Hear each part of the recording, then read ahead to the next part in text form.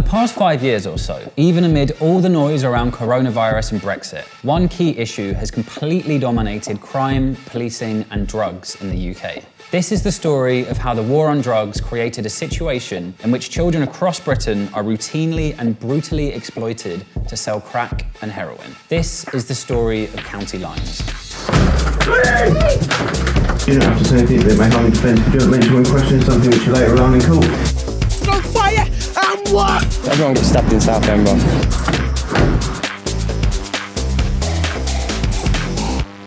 In its most simple terms, County Lines refers to the practice of big city organised crime groups from places like London, Liverpool, or Birmingham, moving into smaller towns or even rural villages and taking over their drug markets. But drug dealers having to commute to sell their gear is not what has captured the attention of British society. It's that the people running these operations day to day are usually kids, often 15 or 16 years old, and sometimes as young as 11 or 12. I was 16 years old when I first started getting involved with drug dealing and drug dealers. At first, they started off as partying with them, having fun. They had nice clothes, nice cars, money, all of it. For me personally, I don't remember saying, yes, I want to hold drugs. Yes, I want to. I don't remember saying anything like that. It just went from, hey, can you hold this for me? Hey, can you do this for me? Can you do that favour for me? To now I'm full-blown drug dealing myself. Stories about County Lines started exploding in the British press from around 2015. Police forces seemed completely unprepared for this new type of drug dealing, and the press jumped at the shock value of the ages of the kids involved. What this goes to show is just how behind the curve police intelligence,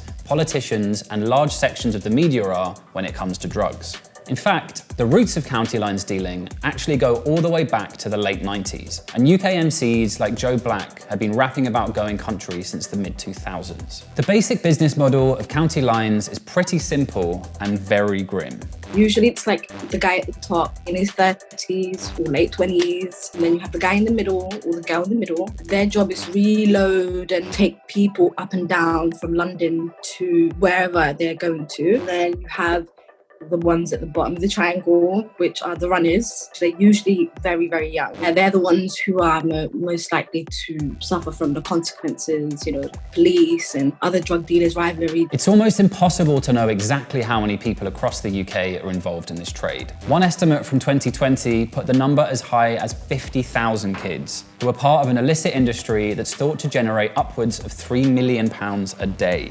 But the truth is, because of the nature of this sort of crime, the authorities simply don't know for sure. And though the roots of County Lines go back decades, it's been aggravated over the past 10 years by wider factors that have transformed British society. I think what's key here is to situate County Lines within the context of austerity politics, which the government have been pursuing since 2010. Growing levels of inequality, decrease in social mobility have all meant that there are increasing numbers of young people, particularly from poorer neighbourhoods, who are unable to access the legitimate labour markets and to get the training and educational opportunities that they need to succeed in life. It comes as no surprise that the illicit economy, the drugs economy, would become a more attractive option to them. I was a part of this life for a little over 2 years. It's like, work hard, keep grinding, and you'll make a lot of money, you'll become successful, you'll be this, you'll be like me, you'll be a top don like me. Here, take a few £100, go buy yourself a little tracksuit. They use that tactic on most of the kids, and I realised that because I was so young and so vulnerable, and I was so impressionable, and I was ready to do whatever these people wanted me to do, that's why they wanted to keep me around. My mum kept calling the police on me. She was always crying on the phone and stuff like that. So I feel like my family was suffering with me as well, so I shouldn't have put them through that. Most of it is outside of London. I will go up there, me and my buddy over here. Yeah. You'll find one crackhead. Once the area is established, I'll get kids to go up there for me. From anywhere from like 12 to like 15, 16, pay them like 300 a week. They need money.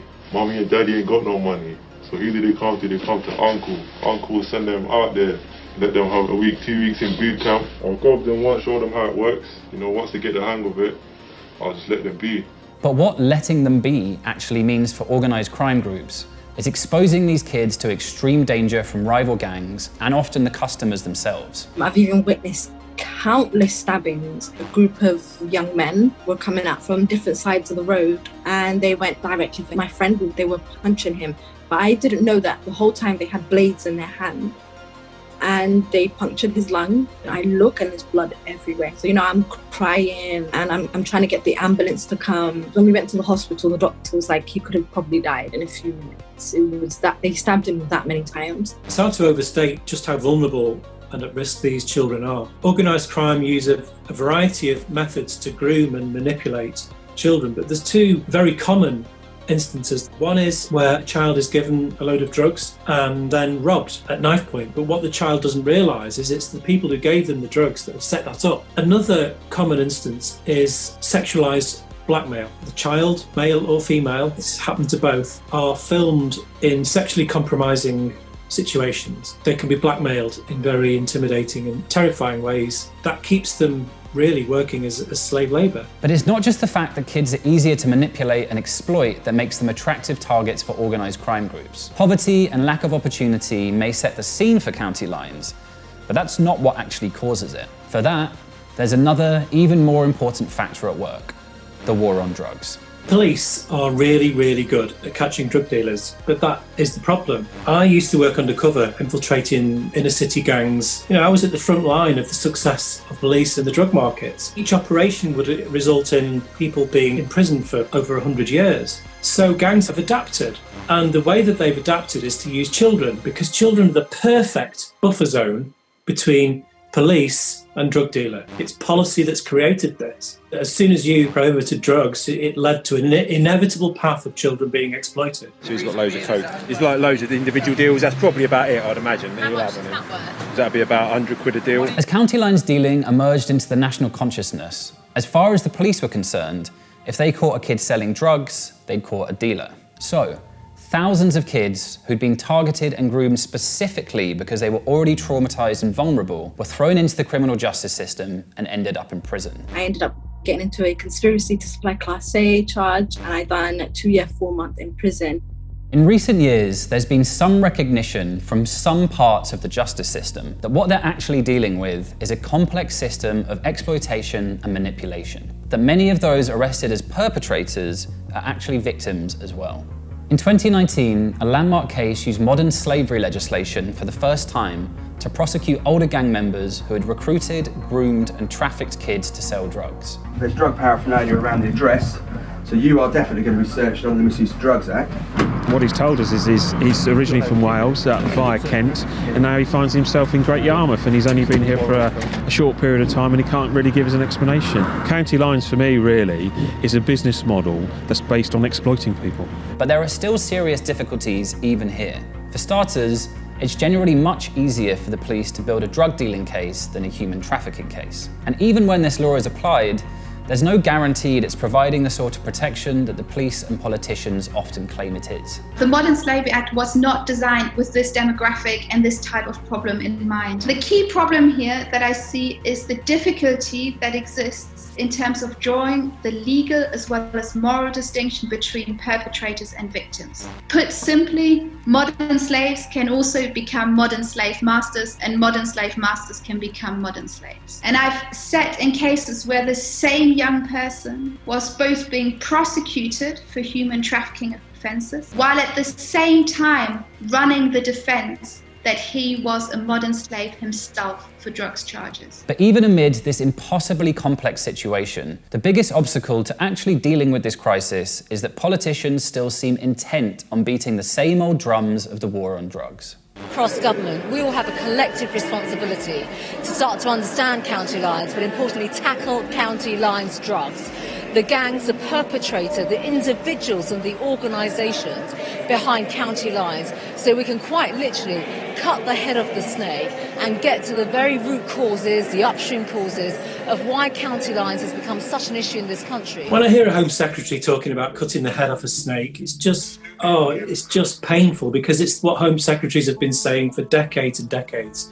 But this isn't a snake, it's a hydra. You cut the head off this and many grow back and they all start fighting with each other, because police never reduce the size of the market. The big elephant in the room here when we talk about exploited kids being rescued is if you rescue 100 kids, that means another 100 kids get sucked into the whole thing because the demand remains the same. As long as there's a demand, there will always be a supply. And is there a good demand?